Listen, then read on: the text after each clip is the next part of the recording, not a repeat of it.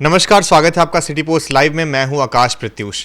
बिहार में अलग ही खेल चल रहा है। हैदराबाद के सांसद असदुद्दीन ओवैसी बिहार में कुछ दिनों से सभा कर रहे हैं और वो जिस सभा में लोगों को संबोधित कर रहे हैं वहां अपने प्रत्याशियों का नाम घोषित करते जा रहे हैं। सर, ये क्या खेल है? जिस सभा में जा रहे हैं वहां प्रत्याशियों का नाम घोषित हो जा रहा है। ऐसा कभी नहीं देखा गया है बिहार में। हम लोग तो यही जानते थे कि पार्टी जब अपने प्रत्याशियों की सूची जारी करती है, प्रत्याशियों की लिस्ट जारी करती है, तो शाम 7 बजे लिस्ट जारी होता है कि फला सीट से फला, फला सीट से फला, इस तरह से लिस्ट जारी होती है, अखबारों में छपता है, न्यूज़ चैनल्स पर चलता है। लेकिन ओवैसी ने, जो हैदराबाद के सांसद हैं असदुद्दीन ओवैसी और AIMIM के चीफ हैं, सुप्रीमो हैं, उन्होंने प्रत्याशी घोषित करने का एक नया तरीका ईजाद किया है। और यह तरीका यह है कि जिस सभा में, जिस विधानसभा क्षेत्र में वे जा रहे हैं सभा करने के लिए, वहाँ के लोगों से इंटरैक्ट करते हुए अपना प्रत्याशी घोषित करते रहें। और इससे लोग जुड़ रहे हैं। वे वहाँ के लोगों को, जनसमूह को भरोसे में लेकर प्रत्याशी घोषित कर रहे हैं। ऐसा लग रहा है जैसे लोगों से पूछ कर प्रत्याशी घोषित कर रहा हूँ। इससे ओवैसी की पार्टी से AIMIM, जिसको अब तक हैदराबाद की पार्टी कहा जाता था, इस पार्टी से लोगों का जुड़ाव दिख रहा है। अब देखिए आज उन्होंने क्या किया है। आज वे ढाका गए थे और ढाका में उन्होंने, मोतिहारी के ढाका में उन्होंने अपना प्रत्याशी घोषित किया। आप हैरत में पड़ जाएंगे आकाश जी कि प्रत्याशी का नाम क्या है। प्रत्याशी एक हिंदू है और प्रत्याशी का नाम है राणा रंजीत। अब सोचिए कि ढाका से, जो कि जहां मुस्लिमों की बड़ी आबादी है, वहां ओवैसी के लिए क्या कन्वीनियंट होता? ओवैसी के लिए कन्वीनियंट यह होता कि वे किसी मुस्लिम समुदाय से प्रत्याशी उतारते और इससे क्या होता कि मुस्लिमों का वोट लेने में सुविधा होती। लेकिन ओवैसी कौन सा कार्ड खेल रहे हैं कि ओवैसी ने वहां से राणा रंजीत को प्रत्याशी घोषित कर दिया, और वो भी तब जब उनकी सभा में मुसलमानों की, वहाँ के अल्पसंख्यकों की भारी भीड़ जुटी। और आज उनसे बात करते हुए, इंटरैक्ट करते हुए उन्होंने कहा कि मैं राणा रंजीत को यहाँ से प्रत्याशी घोषित करता हूँ। आप लोग वचन दीजिए कि आप लोग भरोसा दीजिए मुझे, यकीन दिलाइए मुझे कि राणा रंजीत को आप लोग समर्थन करेंगे कि नहीं। और वहाँ जो जुटी हुई भीड़ थी, उसने जब कहा कि हाँ राणा रंजीत, हमें यकीन दिलाते हैं कि राणा रंजीत को समर्थन करेंगे, तो उन्होंने कहा कि हम घोषित करते हैं कि राणा रंजीत ढाका से प्रत्याशी होंगे। अब इससे पहले जब वे बहादुरगंज विधानसभा क्षेत्र में गए थे तो वहाँ उन्होंने तौसीफ आलम को घोषित कर दिया प्रत्याशी। अब तौसीफ आलम हाल ही में कांग्रेस छोड़कर AIMIM में आए थे और अख्तरुल ईमान को तो पहले ही से घोषित कर चुके हैं, जो AIMIM के प्रदेश अध्यक्ष हैं। तो मतलब कि 3 सीटों के प्रत्याशी तो वे घोषित कर चुके हैं। अभी वे और दूसरी सीटों पर भी जाने वाले हैं और ये कयास लगाए जा रहे हैं कि अब वे जहां जाएंगे, जिस क्षेत्र में उनकी पहली सभा होगी, तो अपनी पहली सभा में वे प्रत्याशी के नाम का ऐलान कर देंगे। अब सोचिए कि दूसरी पार्टियां जहां अभी मंथन में जुटी हुई है, वहां वो ऐसी सभाएं कर करके और सभाओं में लोगों की रजामंदी बना करके अपने प्रत्याशी का ऐलान कर रहे हैं। और इतना ही नहीं, आज उन्होंने कई बड़े आरोप भी लगाए हैं जी, बीजेपी और दूसरी पार्टियों पर। बिल्कुल, भारतीय जनता पार्टी पर जो आरोप लगाए तो लगाए, ठीक है। उन्होंने लालू प्रसाद यादव पर बड़े आरोप लगाए, RJD को भी नहीं छोड़ा। उन्होंने कई बड़े आरोप लगाए। देखिए, उन्होंने कहा कि मेरे ऊपर आरोप लगाया जाता है कि मैं भारतीय जनता पार्टी का बी टीम हूँ। मैं भारतीय जनता पार्टी की बी टीम नहीं हूँ। लालू प्रसाद यादव और भारतीय जनता पार्टी आपस में मिली हुई है, इनके बीच अंडरस्टैंडिंग है और ये लोग बिहार के मुसलमानों को, वैसी के शब्द हैं ये, कि बिहार के मुसलमानों को अफीम चटाकर वोट ले रहे हैं। क्या कुछ कहा है ओवैसी ने, हम क्यों ना अपने दर्शकों को सुनाएं। तो इस वीडियो में देखिए ओवैसी क्या बोलते नजर आ रहा है। बिहार से बाहर जाना पड़ता, नौकरी के लिए बिहार से बाहर जाना पड़ता। मुझे माफ कर दीजिए अगर मैं जो अब कहने वाला हूं, आपका हाल ऐसा है कि सिर्फ मनी ऑर्डर पर आपका घर चलता। मनी ऑर्डर पर हमारा घर चलता है बिहार में। ये 20 साल और ये 15 साल राजनीति करने वालों ने हाल हमारा कर दिया है।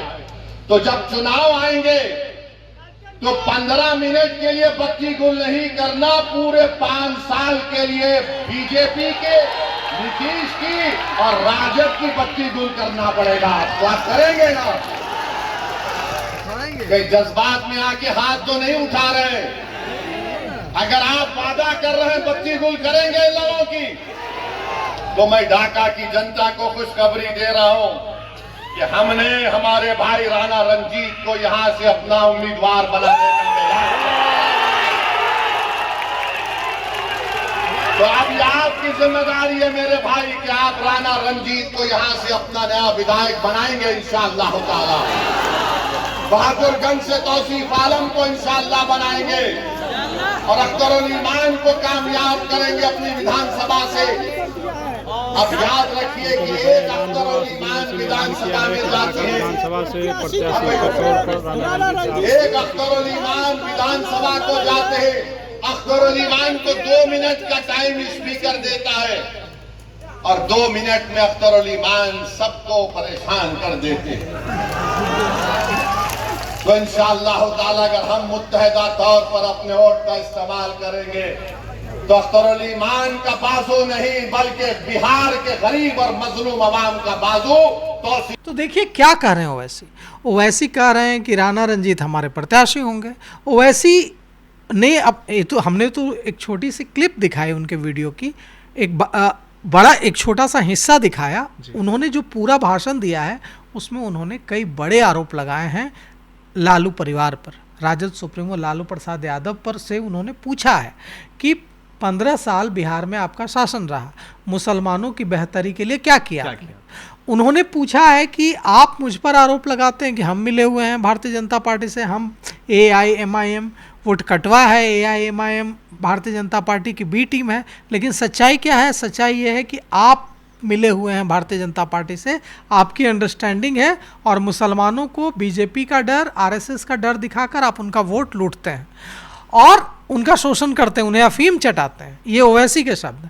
तो देखिए ओवैसी का पूछ रहे हैं, लोगों से कनेक्ट करने की कोशिश कर रहे हैं, मुसलमानों के जो जख्म हैं, जो उनकी समस्याएं हैं उसको उठाने की कोशिश कर रहे हैं। वे कह रहे हैं कि हमें माफ़ कीजिएगा लेकिन हम जानते हैं कि सीमांचल में जो आप और जो दूसरे मुस्लिम बहुल क्षेत्र हैं उनमें परिवार का चूल्हा कैसे जलता है, उनमें परिवार का चूल्हा मनी ऑर्डर से जलता है और यह मनी ऑर्डर तब आता है जब दूसरे जगह आपके बच्चे कमाने जाते हैं और वहाँ से कमाकर पैसे भेजते हैं तो आपका घर चलता है। तो ये जो तो मतलब आप समझिए कि ओवैसी भी पलायन की बात कर रहा है। पहले तो अब तक प्रशांत किशोर पलायन की बात कर रहे थे, कन्हैया कुमार पलायन की बात कर रहे थे, तेजस्वी यादव पलायन की बात कर रहे थे, अब ओवैसी भी पलायन की बात कर रहा है।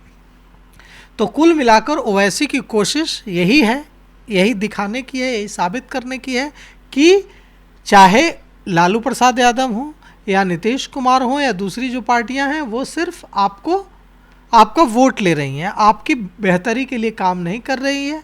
अगर आप हमें वोट देते हैं तो हम AIMIM आपके हितों की रक्षा करेंगे। अब देखिए सवाल यह उठता है कि सभाओं में तो भीड़ जुट रही है ओवैसी की, लेकिन क्या ओवैसी जो अपनी हर सभा में वक्फ बिल का एक बड़ा मुद्दा उठा रहे हैं, वक्फ बिल को ड्रैकोनियन लॉ बता रहे हैं, तो क्या ओवैसी बिहार के लोगों से कनेक्ट करते हैं? क्योंकि वे कह रहे हैं कि देखिए पिछली बार 4 आए थे हमारे विधायक, पिछली बार 5 आए थे जिसमें से 4 ले उड़े राष्ट्रीय जनता दल के लोग, लेकिन 4 गए हैं तो इस बार 24 आएंगे। मतलब समझ लीजिए कि उनका इशारा किधर है, उनका टारगेट, उन्होंने अपने आप को बिहार में टारगेट दिया है कि इस बार हमारे 24 विधायक जीत कर आने चाहिए। अब 24 विधायक अगर ओवैसी के जीत कर आएंगे तो नुकसान किसको होगा? महागठबंधन को, RJD कांग्रेस को होगा। तो निश्चित रूप से अब ओवैसी बिहार में RJD के लिए एक बड़ी और महागठबंधन कांग्रेस के लिए बड़ी चुनौती एक बड़ी चुनौती, एक बड़ी चिंता का सबब बन रहे हैं। अब देखना यह है कि और कहाँ जाते हैं, क्योंकि अब यह कयास लगाए जा रहे हैं कि वे इस बार छपरा में भी अपना प्रभाव बढ़ाएंगे, सारण इलाके में अपना प्रभाव बढ़ाने की कोशिश करेंगे। यह कहा जा रहा है कि वे मगध में भी, यही नहीं कि सिर्फ सीमांचल और सारण के इलाके में वे चुनाव लड़ेंगे। इस बार 50 से ज़्यादा सीटों पर चुनाव लड़ने की तैयारी है। और गया जैसे इलाके, जहानाबाद जैसे इलाके, मतलब जो मगध का इलाका है, मगध नवादा का इलाका है, मगध के इलाकों में भी, औरंगाबाद का इलाका है, मगध के इलाकों में भी इस बार AIMIM अपने प्रत्याशी खड़ा करेगा। जैसा कि हमने देखा था उपचुनाव में भी बेलागंज से AIMIM ने अपना प्रत्याशी उतारा था। मतलब खेल बहुत रोचक होने जा रहा है, और जिस सभा में जा रहे हैं ओवैसी वहाँ अपने प्रत्याशी का ऐलान कर दे रहा है। तो अभी अब जिस सभा में वे जाएंगे वहाँ के लोगों को इंतजार होगा कि कौन हमारा प्रत्याशी होगा यहाँ AIMIM का। मतलब उन्होंने बड़ी चुनौती तो कम से कम जरूर खड़ी कर दी है राष्ट्रीय जनता दल और महागठबंधन के लिए। तो आप सुन रहे थे वरिष्ठ पत्रकार दीपक शर्मा जी को। इस खबर में सिर्फ इतना ही। आगे खबरों के लिए देखते रहिए सिटी पोस्ट लाइव। धन्यवाद।